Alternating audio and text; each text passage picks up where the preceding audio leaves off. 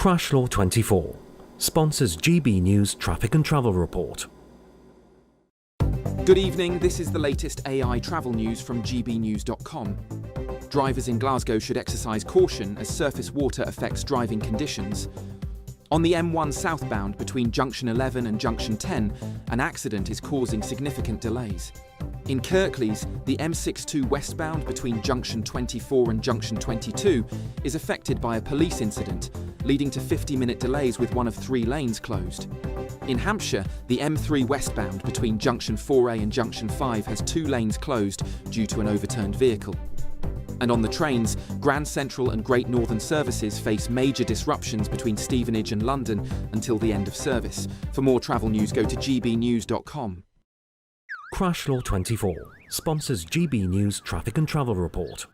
You could bank an incredible £30,000 in tax-free cash to spend however you like. And if that wasn't enough, you'll also get to drive away in this brand new motorhome. This brand new 2025 Benamar Primero could be yours. It comes with all the mod cons you'd expect from a vehicle worth over £74,000 and comfortably sleeps 4 people. This prize package is worth over £104,000. For another chance to win, text WIN to 63225. One entry costs £2.50 plus 1 standard network rate message. Or text bonus to 63225. 5 entries cost £5 plus 1 standard network rate message. Go to gbnews.com/win. Entries start at £2.50. Call 0903 686 3232. Calls cost £2.50 plus your network access charge. Or post your name and number to GB16 PO Box 8690 Derby DE1 9TT. UK only. Entrance must be 18 or over. Lines close at 4 p.m. on the 31st of October. Please check the closing time if listening or watching on demand.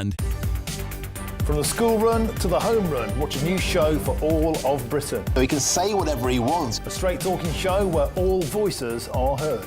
And you know, when are we going to stop talking about smashing the gangs and actually do it? With the stories that matter from every part of our country. There's a bit of a crash landing there for your Chancellor. Bold, fearless and standing up for you. That's me, Martin Daubney, 3 p.m. till 6 p.m. weekdays, here only on GB News. The People's Channel, Britain's news channel. Westminster's full of talk, but out here, it's the real world. Am I allowed to talk now? No, that's it. This is where it matters, real people and real lives. That's what politics is all about. The fact that Trump made a good start, no. Straight answers, no spin, and just a couple of pints. How many fingers have I got up? About 10. So join me for Lee Anderson's Real World every Friday at 7 p.m. only on GB News. The People's Channel, Britain's news channel.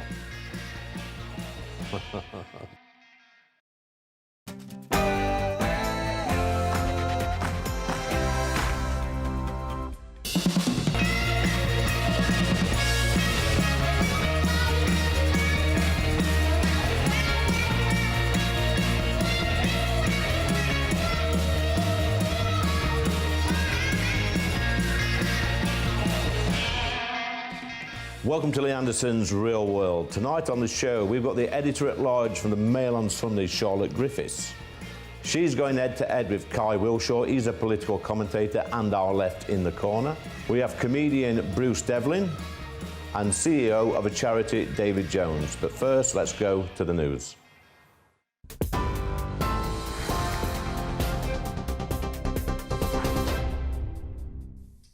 Very good evening to you from the newsroom. The top story tonight at 7. Well, new details about the man accused of killing political activist Charlie Kirk. 22-year-old Tyler Robinson has been named as the suspect. Officials say he grew up in Washington County and had become more political in recent years, telling relatives he disliked Kirk.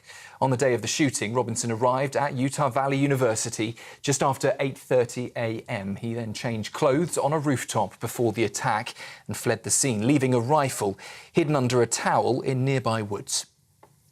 We got him. Investigators discovered a bolt-action rifle wrapped in a dark-colored towel. Inscriptions that had been engraved on casings found with the rifle read, "Hey fascist!" "Catch!" This is a very sad day for our country, a terrible day for the state of Utah, but I'm grateful that at this moment we have an opportunity to bring closure to this very dark chapter in our nation's history. Well, Robinson's arrest came after a family member raised the alarm through a friend who then contacted local sheriffs. He was detained in Washington in Utah, still wearing clothes matching the suspect seen on campus footage. We now know he's expected to face charges of aggravated murder and obstruction of justice as early as next week. In other news, pressure is mounting on Downing Street after the sacking of Lord Peter Mandelson as Britain's ambassador to Washington. He was dismissed over links to Jeffrey Epstein, links known at the time, but Number 10 says fresh evidence only emerged this week. It's the second ministerial crisis in a week for Labour after Angela Rayner's resignation. Opposition parties are now demanding the release of vetting documents. But Foreign Secretary Yvette Cooper, well, she is defending the move. That decision has rightly been taken, and now our focus continues to be on the work that we will continue to do, not just with the US government, but with governments across the world, under the Prime Minister's strong leadership. Yvette Cooper there speaking earlier. Well, a 28-year-old man has been charged with arson after a major fire tore through Labour MP Sharon Hodgson's constituency office. Joshua Oliver's accused of starting that blaze that left part of the building destroyed. Police say no one was injured and Downing Street has condemned the attack. And the Met Police has suspended 9 officers at Charing Cross after allegations of excessive force and discriminatory comments. The Independent Office for Police Conduct says those claims involving officers from constable to sergeant relate to incidents between August last year and January of this year. The same station was, of course, at the centre of a damning report in 2022 into racist, sexist and homophobic messages. The watchdog says this latest probe will be robust and independent. That's the news on GB News. More from me in an hour.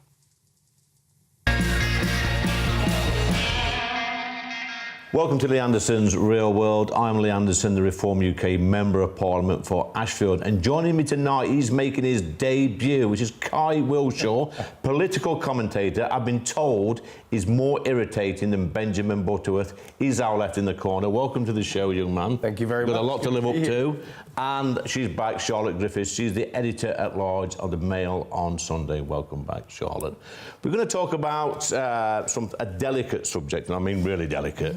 A debate about how we treat our sexual offenders in this country, the paedophiles, and some of the grooming gangs. We'll get onto that later. But the burning question tonight, guys, is should we use chemical castration for paedophiles? Charlotte, we'll come to the voice of reason first before we go to the left in the corner.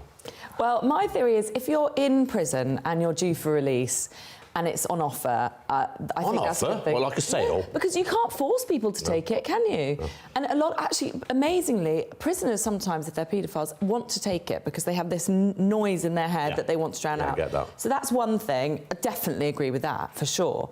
Another thing is grooming gangs, which are often basically large, huge groups of paedophiles. You can't chemically castrate entire sections of towns in the north of England. So that's a whole different debate. That requires, you know, a deep cultural, you know, resetting and integration and much more, you know, it's a much more bigger problem. But for those who are in prison, I think absolutely. Guy? No, look, and Charlotte said it there, oh, of course you can't mandatorily castrate paedophiles, but actually that is the ask that's coming from lots of the right wing in this country, and that is actually something that is happening across the world. And actually the problem that I have with that is that we're a country that is judged not by how we treat the best people in our country, but how we treat the worst. And frankly, it's an ineffective way of treating sexual offenders.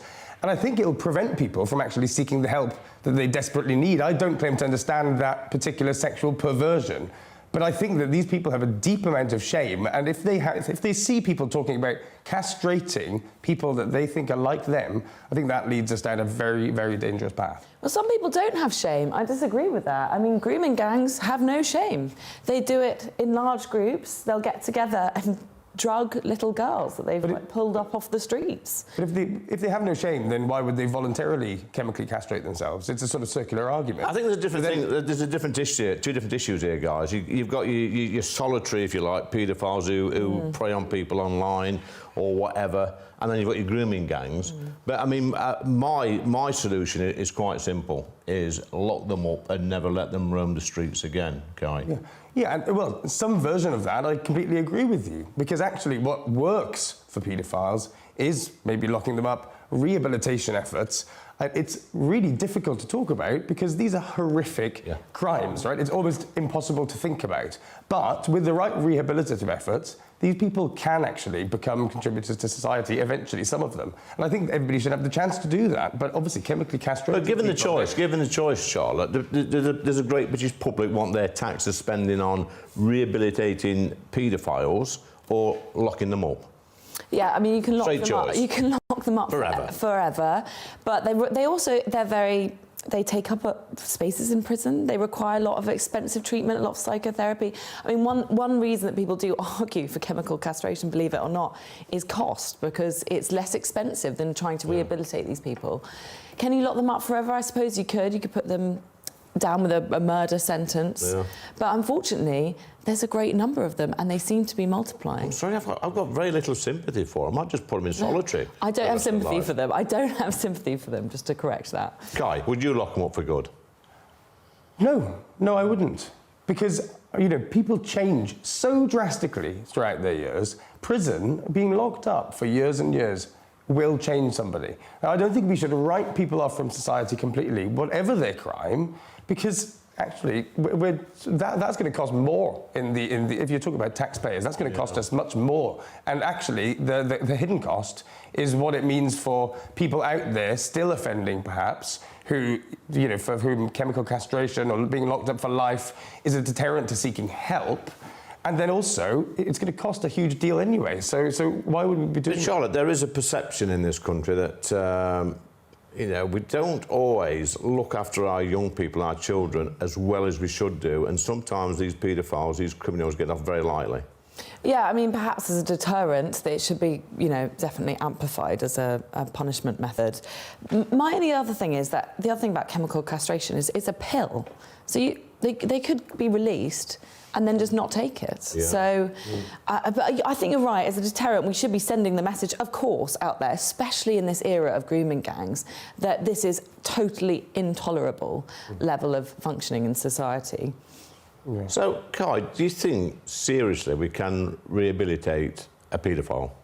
I honestly do. And I think that these people, you know, who have a huge amount of shame but do want to change and do make real efforts to change, there should be efforts to rehabilitate them. Maybe not into broader society, but they can provide some value back to the society that they've harmed so much. I really do think that if you think about 40, 50 years, do you really think that somebody doesn't change a huge deal in that time? And of course, and also the other thing is, of course, that often sexual offending isn't about sex, it's about power.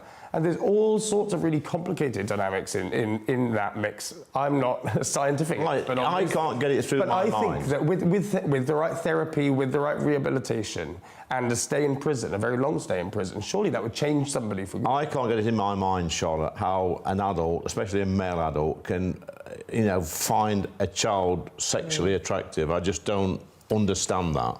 No, I mean, when you were saying about them not coming into broader society, what's the halfway point between prison and broader society? I mean, they're either locked up or they're not, because I do think, well, there's so many different kinds of paedophiles, which is worrying in itself, but those, as you say, you can't get it in your mind how somebody would think a child is attractive. I think there are a small section of paedophiles who have just literally got a sort of screw loose in their head. And for those people, they can never be rehabilitated because something, maybe some trauma as a child themselves or something has rewired their brain, and they do need to be locked up. I don't think there can be a halfway point between broader society. So you talk about the paedophiles who's got the screw loose, I get that. But then, God, what about the grooming gangs? I mean, some of these operate, you know, live in normal families, they've got normal family circles, they've got jobs, some are professional people, whatever, and then by night they turn into these sexual predators who are grooming young girls.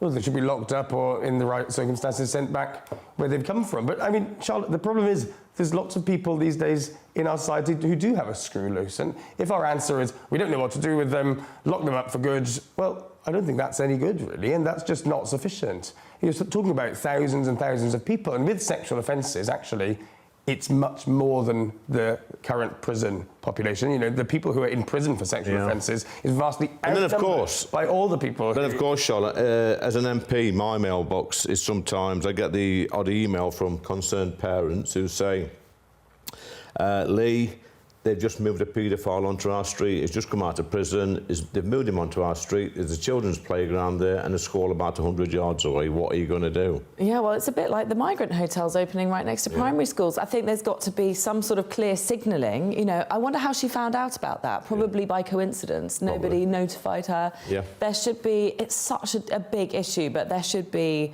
some sort of signalling. And of course, if you know there's a migrant hotel there, you know to keep an eye on your daughter walking to school or your son.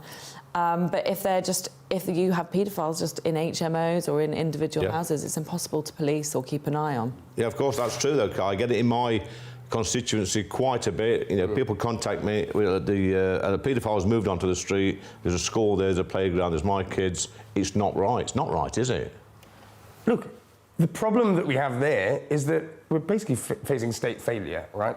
And so the reason we're talking about chemical castration in the first place is because they're looking to release spaces in prisons, for instance, looking for any radical way of doing that. But yes, obviously having paedophiles being released next to schools is awful, but the problem is the probation service is so utterly unfunded and the prison service is so desperate to release people that we're doing it in such a chaotic way. So we're It's a better way to do underfunded. it. There's no spaces in prison. What would you do with them, Kai? Well, it needs to be properly funded, and then you actually can have the kind of rehabilitative efforts that would mean that these people eventually can go back into society. But at the minute, we're in no fit state to do that, are we? So it's down to funding, according to Kai. Funding and a change in cultural understanding of paedophilia. I mean, some people, especially in grooming gangs, think if you're age 9 and above, you're fair game. I mean, it's crazy. And then the other thing is social media, of course, because people get radicalised on social media and extreme porn tastes, and there are so many different layers. And really, the first thing the government needs to do is face up to it. Now, and then you see some of these paedophile hunters online. You see them on the TikTok, on Twitter or Facebook, where they talk to paedophiles, potential paedophiles online. They get the full script and then they arrange to meet them. And you know, a lot of the time, Kai, if I'm honest, a lot of these people that they actually catch are I would say special education needs. Some of these people, they've been snared, and I think sometimes some of the real horrible paedophiles are probably getting off scot-free. Yeah, and they're hiding in plain sight, right? Yeah. That's why I worry about the rise in vigilantism, because even when you see the police doing seemingly nothing on some cases, and then you see these people hiding in plain sight, then of course you want to do something. Yeah. But there's all sorts of reasons why the police wouldn't act, but I think they do need to show that they're taking action on, say, grooming gangs or paedophiles, because if any group of guys on Facebook can go and find a paedophile and sort of citizens arrest him or interview him in the street, then you've got a big problem. Well, guys, that's the end of a fascinating debate there. My solution is quite simple: just lock them up in a dark room, in solitary, and never let them see the light of day again. But coming up next, we've got Real World, Real People with David Jones. Do not go away.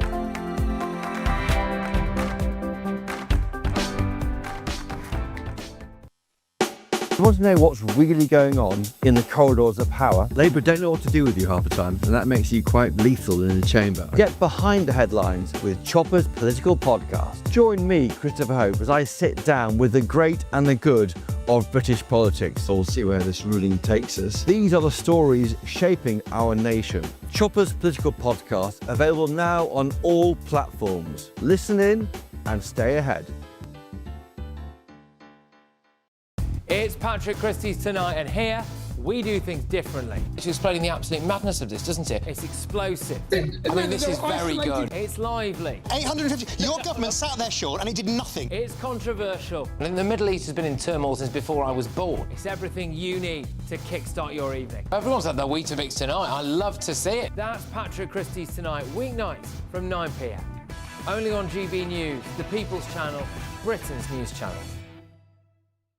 Hi, I'm Michelle Dewberry, and my show is your opportunity to cut through all the noise and dive in headfirst to some robust debates. Ideas clash. Situation, no, isn't it? No, because the failure is you're deliberately avoiding my point. Nothing's held back. And if you think this is the end of it, wait for more. And we do not shy away from the difficult stuff. Sometimes I want to shake people and say, if only you understood. So join me on Jubes & Co. weeknights at 6 p.m. only on GB News, Britain's news channel. It's time for Real World, Real People. I've got David Jones here. You're the CEO of the Feathers Association. Been going for 90 years. Have you been there all that time, David? Yeah, I'm a founder. I know. You're a founder member. Tell me about the Feathers then, tell me. Yeah, no, you're right. We've been going 90 years, started back in 1934 at the bequest of Prince of Wales. That's where we got our name from. The plumage. The plumage, he gifted that. So that was very kind. It's been great for us, that. Helped us to do some fundraising over the years. But what do we do is youth and community within, it was for nearly 90 years within just central London, helping the most deprived wards and most deprived areas. 1934, we're back at the Great Depression. What was it about? Feeding children, heating their homes, getting some clothes for the kids and keeping people a kind of a focus of somewhere to go, a bit of a sanctuary. And 90 years on, I'm sad to say, we're still doing it. But what's the cause 90 years on, David? Yeah. What is the cause? It's helping youth and community, and it always has been our absolute. But I mean, what is the cause of poverty? Because we shouldn't be in poverty. Oh, sorry. Yeah, no, we shouldn't. I mean, we're a rich nation, aren't we? What's going on with that? Yeah. I don't know the answer to that question. I wish I did, because we could really help to target it. Every time we look at the stats, every time you look at why are some people really on that poverty line, as in can't eat today poverty, where's the answers to that? Governments don't seem to know. All we can do at our end is to try and deal with that when the impact hits, to try and help as best we can, whether it's... I mean, we'll push back a little bit on this, David, because I've worked for charities, I've worked for CAB, I've seen people come in desperation, in so-called poverty, but when you get to the nitty-gritty of it, there's just some people, some families out there that cannot cope with running their own finances. I think that's a fair comment as well. So what about help and support in that? So we're talking with a couple of the big name banks about putting courses on about how do you help manage finance. Yes. Basic stuff. How do you feed a family on a low budget? How does that really work? I know there's been bits in governments over the years when people have said... But you know what? Back in the day when I was growing up, in the 70s, that's what my mum and dad did. They fed us on a small budget. They were both working at the time, and they had to make meals from scratch. My dad had a garden full of vegetables, chickens at the bottom for our eggs, and that was our food bank. Yeah, well, I'm a Blackpool lad, so I was born and raised in Blackpool. I wasn't in poverty, but we were definitely a poor family. And I always joke, never got the memo, because I had a great childhood, lovely parents, lots of love and support. But there was always a pan of stew on the top, and I always think about the stew. That lasted a week, Lee. You'd come in and have a pile of that, and there was always a load of lads around the house, always trying to wait. How Mum did that, we still don't know. But what cheap ingredients, lots of it, management of a small amount of money. They didn't have credit cards, they didn't have loads of debt with a bank. They were just living on a very small amount of money and making it stretch. And we've kind of forgotten how to do that, and some of our communities have forgotten how to do that. I suppose that's what we've got to try and do, to educate people and help people. It's not always their fault, because sometimes it's like second generation of families that's not had that education, if you like. I'm a big believer we should teach children in school how to cook, how to prepare food and make a meal. I'm totally with you on that, 100%. And we do that actually in some of the centres. The one in Marylebone, it's quite a large centre. When people talk about youth clubs, they're trying to think about, you know, maybe a scout hut somewhere, don't this sort of size. It's like a small primary school, so it's got a dance studio in there. We've got kitchens in there. Abbey Road studios are very fortunate. We've got a little recording studio in there. Well, it makes it cool. It makes people want to come in. We've got to just put a new gym back in. Why? Because we want the community to come in. So we're going to charge for the gym? Probably not. You know, people come in and use that whenever they want to use it because they can't afford 50 quid a month at, you know, at the gyms in central London. They just haven't got that kind of money. So we're there to help and support people. Is it a case of just making more money or getting more money for charities like yourself, or is it a cultural thing? I've got to try and change the culture as well. Yeah, 100%. So if all you do is bail people out with a handout, they'll just keep coming back for the handout. Yeah. So I get that sometimes you need to do the handout. That's important. Yeah. But what also goes with that is the responsibility to say, how do we change things? Yeah. So one of our strap lines that we don't sort of publish is disrupt thinking. Our job is to say, just have a think about that. Where do you think your destiny is headed? We all get a set of cards, don't we, if you like, at our birth. Yeah. You're a working class lad, I'm a working class lad. Most people think they have to keep those cards for life. We're saying you don't. You can throw them in like you have. You've changed. Look at your career, where you've gone to. I'd like to think, I've done okay as a local. I'm trying my best to try and make some differences, impact some lives. And we do that with our young people. But David, you spoke earlier about the poverty in the 1930s. I mean, that's the generation of my dad, really. My dad's still knocking about. I'll be watching this programme. But he grew up in real poverty. Yeah. But then he grew up with, that was an education for him because he learned how to manage his finances, learned how to raise a family, pay his bills, buy his house, and done all that. Yeah. And I think a lot of that does stem back to his time as a child when he was in poverty. And they had nothing. You're right, and I think that sharpens the mind a little bit, doesn't it? You know, but how do we do that? Well, it's about education and it's about support. That should start in the schools, shouldn't it? But also in the communities. Yeah. How do we talk to the parents that are perhaps now just not capable of that, just not really, you know, not able to be able to hand that knowledge down because they've never had it. They're lost. But you said that earlier about if you keep throwing money at people, it doesn't help them, does it? So then again, that's the benefit system in this country at the moment.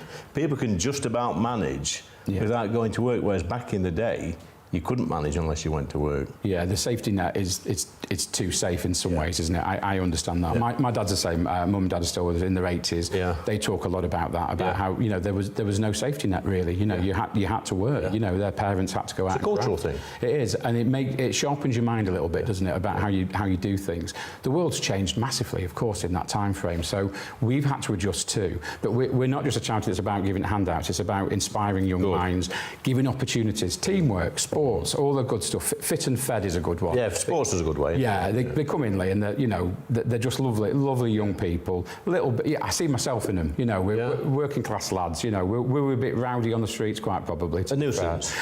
I wouldn't go that far, Lee. But, you know, we were definitely. Yeah. And you know what? They come in and they do a sport. They learn a bit of team skill. They learn to work together, and then we feed people. And the Fit and Fed scheme is fantastic. We do that over in Wales. Do you think, David, we'll ever break this cycle, what we're in at the moment? Well, I've got 90 years of evidence to say that it hasn't broken in 90 years. So in you know, nearly 100, best part of 100 years, we've not managed to do that. So why are we still relevant as a charity? We'd hang our boots up tomorrow if we weren't needed. Yeah. We'd honestly love to do that. Yeah. We can't because we're needed more than ever. So what's going wrong? So final question, because this is flying by. If you was the Prime Minister for one day, what would you do for charities? I'd do three things. I would fund youth and community work because it's so essential. Why? Because it reduces crime rates whenever you see a youth club set up.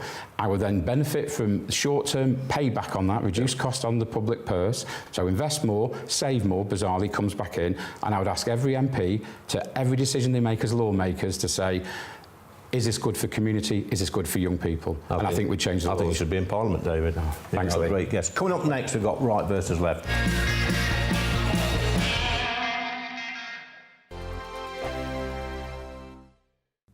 Hello there, good good evening. Welcome to your GB News weather update from the Met Office. This weekend will start off with sunshine and showers, but eventually turning wet and windy through Sunday with a Met Office wind warning in force across a large portion of the country. The reason for this unsettled spell of weather, well, it's all thanks to low pressure situated to the north of the country, bringing us in this westerly flow. So we often bring in fronts, if not some low pressure systems from the Atlantic. Now through into this evening, we will see showers continuing for a time, if not some quite heavy showery outbreaks starting to push into southern Scotland, northern parts of England, some quite heavy downpours associated with this and also some strong gusty winds.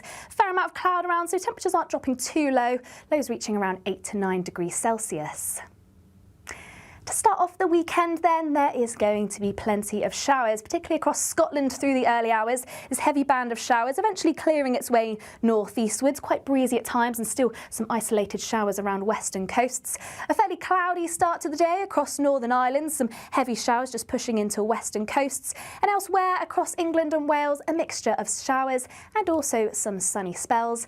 And that's pretty much the theme for the rest of the day. Now most showers are going to be pushing into western areas. Some of these could be heavy at times with some hail and thunder. There should also be some brighter spells though, central parts of England, parts of the east and southeast, but it's still worth keeping your rain jacket close, a risk of showers here too. Temperatures around about average for this time of year, highs reaching around 18 to 19 degrees Celsius. Heading into Sunday, and it should remain dry and bright for the first part of the day, feeling a little cool. Things are set to change though, a very heavy and blustery band of rain pushing its way northeastwards, a chance we could see some gales around exposed coast, so turning more unsettled through the course of the day, staying the driest for longest across the far northeast of Scotland. There is a Met Office wind warning issued for Sunday into Monday, so keep an eye on our website for any details. Mornings don't have to be tiresome, especially if you have the right company. Wake up to news as it happens, opinion and debate, and of course, a little bit of entertainment too. Because when the kettle's on, we're on. That's Breakfast on GB News, a show worth waking up for. Every morning from 6 a.m. Only on the People's Channel, Britain's news channel. We'll spread the news, you spread the word.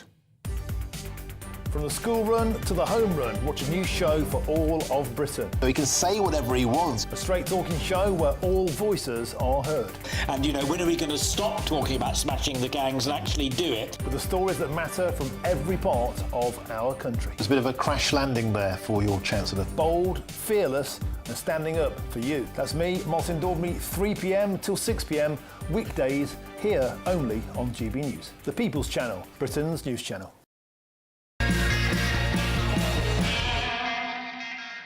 It's time for Right versus Left with Charlotte and Kai. At the end of this, we're going to do the yes-no quiz. And Kai, it's your first time, so you've got to keep your wits about you. But this week, the police watchdog said that the police should stop investigating non-crime hate incidents.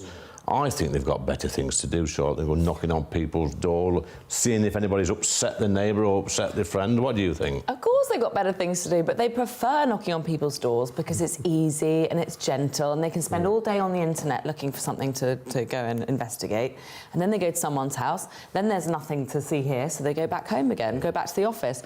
Whereas if you investigate a gritty crime or you tackle someone who's shoplifting, it's hard work and you might get punched in the eye and they can't be bothered, so they just rather go to old Biddy's house and, you know. I'm sure in your world of left-wing delusion or whatever it is, Kai, that you've probably upset people in the past. I've upset people, of course. But look, that's quite a cynical view of policing in this country, isn't it? And I can see how you have it, because people in this country will look at crimes that go completely unsolved or not that the police don't even bother with, you know, phone snatching and stuff, and then turning up based on tweets. But that's the smoking gun, right? There's no fire, no smoke without fire. And often, people will take to Twitter, take to other online platforms before they commit a real crime. And I think it'd be ridiculous if our police didn't at least track those, and I think much more important, actually, track those and track exactly who is putting those tweets out there. That's of little comfort, though, Kai, to somebody who gets mugged this afternoon and all they get is a crime number. No, I agree. The police needs to be funded more. Yvette Cooper herself tried to battle Keir Starmer on that and lost. Yeah. But I don't think that means that we should stop non-crime hate incident tracking entirely, because you look at things like Axel Radabakana, who was seen by the Prevent, I think, 3 times. Yes, he was. I mean, if they'd actually acted on some of the things that they'd seen, and that was fairly minor sort of research into other terrorist acts, right? Yeah. But if we take those things seriously as we should, and things that people say on Twitter that are actually much worse than what he said, we have a better chance of preventing those kind of atrocities. And I think that's across the board, even in the Southport riots. Some of the people who were arrested and put away, had offensive weapons in their home. They undoubtedly would have been tweeting things as well. So actually, this is about prevention. And we don't see the things that the police prevent. That's also critical. Charlotte, one of the things I get every single weekend when I'm home in Ashfield, walking around my constituency, I always get little old ladies come up to me in the shopping centre and they say, Lee, keep saying what you're saying, keep doing what you're doing, because we're too scared to speak out, whether it be on social media, in the shops, at the bus stop, in the air, just wherever. They're genuinely frightened to say something in case they might upset somebody. Yeah, it's Orwellian. We're all self-censoring these days. I mean, I actually do self-censor with my own friendship group now. I don't dare, and they give me such a hard time for doing GB News. And it's like, why not? I'm just saying common sense. The other thing about the police is they don't seem to have any common sense. So it's not Axel Radabakana, it's, it's Graham Lynham coming into Heathrow, and he's not going to commit a crime.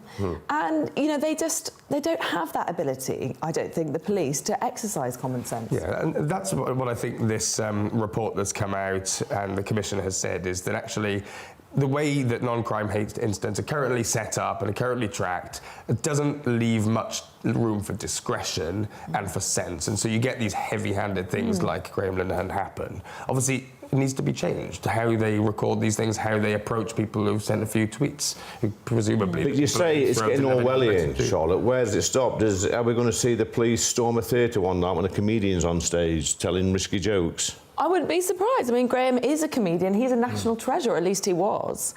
And, I mean, his tweets aren't always humorous, but, you can't really crack a joke. You certainly can't crack a joke down the pub in most places these days. But he wasn't. The Blues Hair Brigade have no sense of humour. None. But he wasn't cracking a joke, was he? He was... you can see how that tweet can be seen as inciting violence. Now, whether or not, and the judgment of discretion comes in when you say, look, he's a comedian, he's having a laugh, maybe there's a better way to approach this. But coming from somebody else who isn't a comedian, that could be quite serious. And you don't want people going around assaulting trans women all the time just because they think that that's okay and you can get away with it. He did qualify with, if all else fails, kick them in the balls. That was the problem. Yeah. But he wasn't specific. So the times when they can investigate is if it's a specific incitement to violence. So go tomorrow to your local gay bar and attack people for being gay. I mean, of course you can't say that, but this is saying, look, if you feel threatened, do this thing, then this thing, and if all else fails, then kick them in the balls. How do you think, Kai, that the actual police officers on the ground feel when they're told by their superior officers to go and knock on a door? Surely that's not what they went in the police force for. No, it's not. Right, and you've had instances where they've sort of almost been apologetic about what they're doing, or laughing, but because of that lack of discretion and the lack of sense of scale, right? But I think there is, and you make a good point, that these tweets aren't always connected to a specific crime or a specific thing that you should do in a specific place. But it still has an impact, and I think lots of people hide behind that defence as a way of getting away with things that you would never shout at somebody across the street. Yeah, but we have to live in a world, Charlotte, where it's okay to upset people, don't we? Yeah, I mean, I think with Lucy Connolly, for example, that was not specific as well. She was just saying, for all I care, they can burn, which is, of course it was controversial. She realised, she deleted it. That's the other thing. People do shout things across the street sometimes, and then they go, do you know what, I was caught up, I'm sorry. Now, on Twitter, you're not allowed to think better of what you've written. Like, Lucy Connolly thought better of what she was written, rightly, deleted it, but no, she still got punished for it. Whereas in real life, you could say, do you know what, hold my hands up, I'm sorry, I got caught up in the anger. Yeah, and we all say stupid things, don't we, Kai? Yeah, absolutely. But, I do think people hide behind this specific thing, With Lucy Connolly, for instance, if attacks were happening already across the country, and she says that, then that's sort of getting towards a specific... Yeah, but I mean, Lucy... Place, I spoke to Lucy Connolly last week at conference, and, there's other circumstances. She'd lost a son, 19-month-old son. She's going through a bad time. And like I say, we all say stupid things. Sometimes, you know, we just react without thinking about it. Put something on social media, then I've done it before. I've looked at it and think, you know what, I wish not put that on. And you delete it, you think to yourself, just be a little bit more careful next time. But, you know, we live in an age where you've got the screenshot brigade, haven't you? Yeah. It's there straight away, and they give them a quick click and, oh, look at this. Horrible. And they're as bad as the people making the tweets. Yeah, I find what's so crazy about non-crime hate incidents is that separation between reality and fantasy. So if you're behind your keyboard, it just doesn't feel real. And I think what people are adjusting to in life is the police can knock on your door in real life. So you have got to be a bit more careful about what you tweet. And it's just that this is 2025. This is this crazy world where crazy screenshots have a real life translation. Yeah, I mean, in that context, right, I don't see the harm, frankly. I mean, as long as police are doing their job in other ways, which clearly they're not, and that's a funding thing, but I don't see the harm in that tap on the wrist, you know, come on, you shouldn't be doing this. And it's not, you know, not prosecuted, they're not going to jail. But Lucy Connolly, I think, was absolutely ridiculous for exactly that reason. But a shot across the bows to people to realise that actually putting things on Twitter can have a real-world impact. But we live in an age now, Charlotte, where there's some sections of the political spectrum are trying to shut down free speech, and they will use any tool possible to shut people like me up. Yeah, and look at what happened with Charlie Kirk. I mean, these things, if you have repeated incidents like this over, I think non-crime hate incidents came in 2014. Now, over time, it's built an atmosphere where if somebody says what they think at a rally, I mean, admittedly, it's America, they could lose their life over it. So I think you've got to be really careful about creating a normalisation of tapping people on the wrist. Because then, you know, people might say, well, actually, you know, I can attack someone for how they think. Just this week, John McDonnell likened Nigel Farage to Hitler. Now, John McDonnell's not here to defend himself. I wish he was, because I'd have a right to go at him. But surely language like that just incites more hatred. No, I agree, but the Charlie Kirk, I don't know how that connection works, but Charlie Kirk has many times spread quite hateful narratives about people and the dangerous speech and the way that impacts people, that we need to be careful about that. We don't need to be locking people up in prison, but the public discourse at the minute, it's in the pits. It might be hateful to you, Kai, but not hateful to other people. That's just your opinion. Yeah, I know, but and that should be logged, surely, because if it is hateful for me, and then other people, and then people go on to commit crimes like what we've seen with Charlie Kirk, I wouldn't be surprised if whoever's committed that crime will have been quite an ideologue, quite a real radical extremist, and those people leave prints. Right, guys, it's time for the yes or no quiz. You've not done this before, have you? No, I haven't. Okay, so we'll give you a chance. I've got my questions written down here. So you can only answer yes or no. Got it. So, will Starmer smash the gangs? Yes. No. Should illegal migrants, Charlotte, be detained and then deported? Yes. Yes. Ooh, agreement. Ooh. Kai, should paedophiles be chemically castrated? No. Yes. Should public buildings, Charlotte, fly the Union flag? Yes. Yes. Wow, agreement again. And Kai, last question to you. Is Donald Trump doing a good job? No. Yeah. 5-0. That's great. A great debut from Kai there. Do you want to go back on one? We've done the paedophile one, haven't we, with the castration. Union flag on public buildings. Both in agreement there. Yep. A sense of pride. Yeah, absolutely a sense of pride. Look, I'm a proud Welshman. I love seeing the Welsh flag, for instance. I don't actually have as much of an affinity to the Union Jack, and that's why I think that gets lost in this conversation, doesn't it, actually? But yes, they should be flown. I'm actually a big fan of other flags as well, but Which flags? I don't think you'd agree. I love seeing the Pride flag up on Pride Month. Yeah. I think Ukraine flag was a nice, do we have a nice Pride gesture. Month? Why can't we just have a Pride Day? Well, I think there's lots of people across this country in different parts of the country, so you want multiple festivals. I mean, why have a party just for a day when you can have it for a monthly? Shall we have a straight month, Charlotte?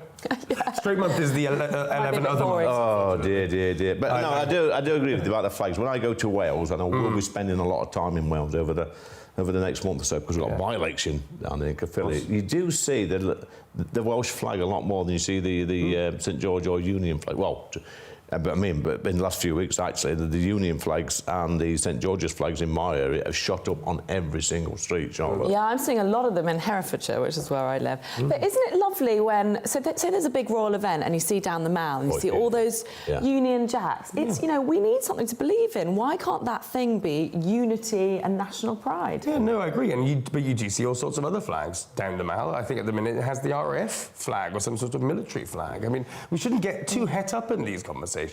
You know, the Ukrainian flag was a nice gesture at that time as well. You know, I'm not that bothered about it, but there is a sense that the St George's flag for a long time has been associated with hooliganism and things, and people are reclaiming that. That's great. And rightly so, guys. So 5-all.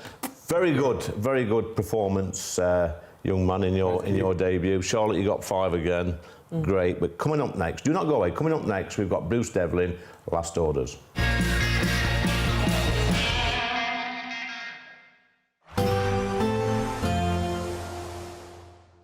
Can't wait to get in that sea. Lovely and warm. Just like the feeling of having great travel insurance. All Clear Travel Insurance sponsors GB News Travel Destinations Forecast.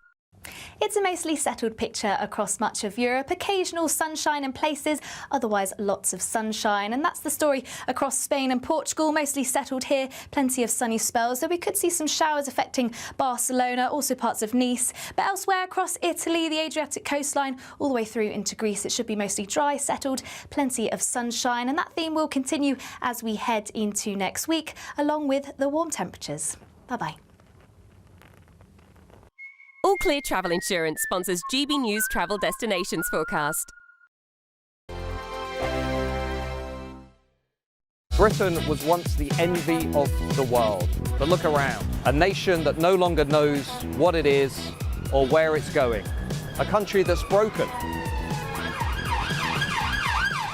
How do we fix Britain? How do we bring it back? Friday night with Matt Goodwin at 8 p.m. Only on GB News. Exciting news. Every Friday, my Patrick Christie's Tonight Show is going to have a twist to it. We're welcoming some special guests. You. That's right, on Fridays I'm going to be doing my show in front of a live studio audience because this show is about you and what you have to say. It's going to be the same big debates, same big topics, same big opinions. But every Friday night at 9 p.m, you are invited to come on down to Patrick Christie's Tonight to be a part of the action. Only on GB News, the People's Channel, Britain's news channel. Hi, I'm Michelle Dewberry and my show is your opportunity to cut through all the noise and dive in headfirst to some robust debates. Ideas clash. Situation, no, isn't it? Because the failure is... You're deliberately avoiding my point. Nothing's held back. And if you think this is the end of it, wait for more. And we do not shy away from the difficult stuff. Sometimes I want to shake people and say, if only you understood. So join me on Jubes & Co weeknights at 6 p.m, only on GB News, Britain's news channel. Mornings don't have to be tiresome, especially if you have the right company. Wake up to news as it happens, opinion and debate, and of course, a little bit of entertainment too. Because when the kettle's on, we're on. That's Breakfast on GB News, a show worth waking up for. Every morning from 6 a.m. Only on the People's Channel, Britain's news channel. We'll spread the news, you spread the word. From the school run to the home run, watch a new show for all of Britain. So he can say whatever he wants. A straight-talking show where all voices are heard. And, you know, when are we going to stop talking about smashing the gangs and actually do it? With the stories that matter from every part of our country. There's a bit of a crash landing there for your Chancellor. Bold, fearless and standing up for you. That's me, Martin Daubney, 3 p.m. till 6 p.m, weekdays, here only on GB News. The People's Channel, Britain's news channel. Join me, Nana Okoye, for an informative, interactive news programme with a difference. It's fun. No, he didn't say that, though. I'm so surprised. I think there's an element of truth to that. Join me from 3 p.m. every weekend, only on GB News, Britain's news channel. At GB News, we love to hear from you, our loyal community. So drop us a line at gbnews.com/yoursay. There you can talk to each other and also to the presenters live on air. gbnews.com/yoursay, because GB News is your channel, Britain's news channel.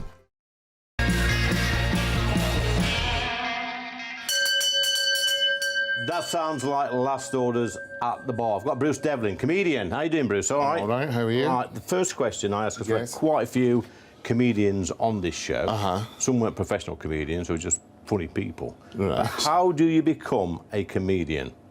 I don't think there's any set route. I think if you have an interest in comedy, or someone says in the way that they did with me, they were like, oh, you're really fun. I used to work in a shop in South Molton Street called Brown's in London many years ago.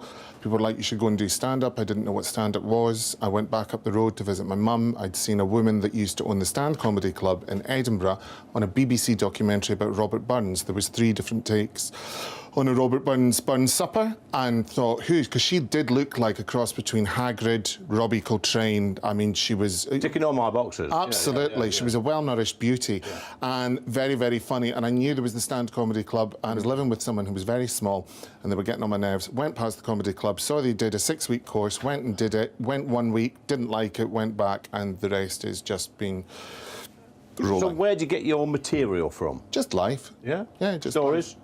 Stories, odd parents, odd childhood, that kind of thing. Yeah. So, yeah. Training schools for comedians, do you believe in them? Training course? Yeah. I have met people who have done comedy courses and come out, and I didn't think they were funny going in, and I certainly didn't think they were funny coming out. Yeah. I don't think... In a comedy course, you can't be taught how to be funny. You're either funny or you're not. You can be taught what to do with the mic stand. In the beginning, I didn't know what to do with that. Yeah. If you get heckled, Jane Mackay always told me, repeat the heckle so the rest of the room can hear what's been said, and that gives you time to think of your response. I think Jimmy Carr's probably one of the best at the echoes. I watch him sometimes. Well, yeah. It's amazing that his career just continues to go on. Yeah. I don't think he needs the money. Sort of thing. Well, you never know, do you? Yeah, never know. And his hair's really interesting at the moment. Why's that? I think it's a transplant. Really? Has he been to Turkey, do you think? No, I think he's got the money to go somewhere decent, you know, from all those years of not paying tax. OK, so if you had a dinner party tonight, right? Just imagine this. You've got to prepare a meal, you've got your table set out, and you can invite 3 comedians, past or present. Which ones would you invite and why? Right, OK, so the funny thing is, for working in comedy, I'm not really into comedy. I would never think about going and seeing it. I hate going to see other people's shows and things. But if you're asking me, so an American-Korean comedian called Margaret Cho, she came about, she used to support Seinfeld on his tours. She's very, very funny. A Scottish comedian called Susie McCabe. She is very funny. She's also a good friend. And I'm trying to think of who the third would be. See, I don't think men are that funny, to be quite honest with you. No. And believe it or not, I'm not that keen on gay comedians either. If I'm just... Alan Carr, because I know him and he's a laugh. Oh, he's funny, isn't he? Yeah. He's quite funny. Got an irritating voice, though, hasn't he? Do you know, sometimes you have to tune out. If I'm meeting Alan, it's like 89 pints of alcohol just to... I would imagine he's a bit chatty, is he? He is. He's a very chatty man, but he's a lovely man. OK, so when was your first big break? I think my first big break was actually doing my first gig back in 1999, because although a lot of people are like, oh, well, he's not funny, or, you know, he doesn't have a DVD out, I'm a success by virtue of the fact that this is my only job. So, you know, although I've not had a mainstream television career, so I think actually just beginning and continuing to work is the big break. OK, so we've got you behind the bar for a reason. You're going to pull a pint. See how funny this is, Bruce. So if you can grab a pint pot. We're on the Fosters this week, actually, because the neck oil pump... Is it this? Yes, that one, my friend. And the Fosters is that one. OK. You've got 30 seconds to pull the perfect pint. And whilst you're pulling that, if there's any aspiring comedians or comedians out there, what sort of advice would you give them? Not to bother. It's oversaturated. It's oversaturated? Yeah, and they use the same people all the time. It really depends. I think if it's something that you want to have a go at, have a go. You know, but obviously have a look who's... Wow. That's not bad. Plonk it on the bar, my friend. There we go. I tell you what, he's done this before, hasn't you? You have, haven't you? Come on, I worked in a club in Glasgow and I got sacked. Lulu, before Lulu was in Amfab or anything, Lulu was like going around doing gay clubs and things like that. And Lulu was on and I'd got hammered behind the bar. I'd stolen money out the till. You had stolen money? Yes. And I'd eaten all Lulu's sandwiches and I got sacked. And I only got barred for one night. I was able to go in as a customer. I gave them the money back. I mean, I want to give you, for that one, Bruce, my friend, I want to give you 10 out of 10. There we go. But One thing, I mean, I know a few comedians. I've had a few comedians on here. I've had Bobby Davro on, I've had Jim Davidson and a few others. And the one thing I do sort of detect, and Jim will forgive me for this, is a friend of mine, is that there's another side to a comedian, well, like a darker side, who wants to go on there and have that adulation, be loved, entertain people, make people laugh. So it's interesting because I've heard that and heard things like Tears of the Clown. For someone like me, yeah, that's it. So it's nothing to do with that. It's just it's the only thing I haven't been sacked from. And before, well, you never know. But before ADHD was self-diagnosed and all that kind of stuff, I've been for medical tests because it was my niece that had said at the time, she went, I think you've got ADHD a couple of years back. And it doesn't make any difference to my life. I don't take any medication. It just explains the way that I didn't do well in school and a lot of my decisions.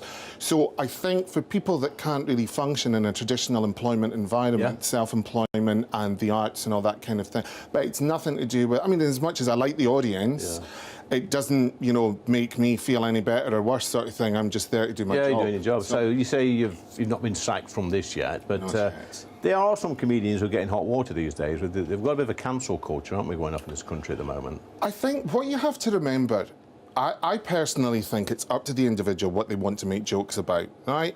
You'll know what society's kind of boundaries are. You'll know what's pretty much accepted or not. I am of the... But so you would have to accept the consequences of that. I think you can make a joke about anything provided it's funny. With the art or the craft of stand-up, it is people holding a mirror back to society. Like, for example, I do a bit in my say... you know, I'm a left-leaning lesbian on GBNews. I'm paying for my transition. I don't know what I'm transitioning to, but I'm just going to do it. They ask me things about Gaza, and I just say I was never into football. And people are a bit like, but you can't say that. And you're like, well, you can, because it's showing me as being stupid. I think some people just go out of their way to be offended, though, don't they? Well, some people do, yeah, that was the thing. I mean, don't get me wrong, we were all... And I mean this quite genuinely. So I live in Scotland the majority of the time. When they brought in the hate crime bill and that wasn't defined, I just thought, oh my God, if I've hacked off someone, it can just be a grievance. But some people do, and they get triggered for no reason at all because they only hear a word. They don't listen to the context, they don't listen to the nuance. Offence is taken, not given. Exactly. So, and I think you have a right to take offence. It does not mean your offence is right. Bruce, great. That flew by. Bruce Devlin, comedian. I will come and see you sometime. Fair enough. But that point there, 10 out of 10, definitely. Good man. Thank you. Thanks for joining me again on Lee Anderson's Real World. More of the same next week, but coming up next, we've got Friday Night with Matt Goodwin.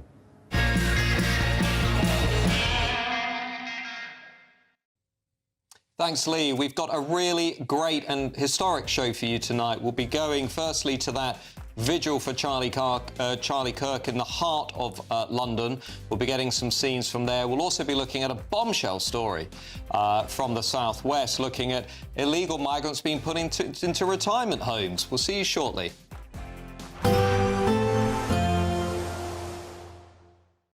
Today, clouds overhead, total zen within. Box Solar sponsors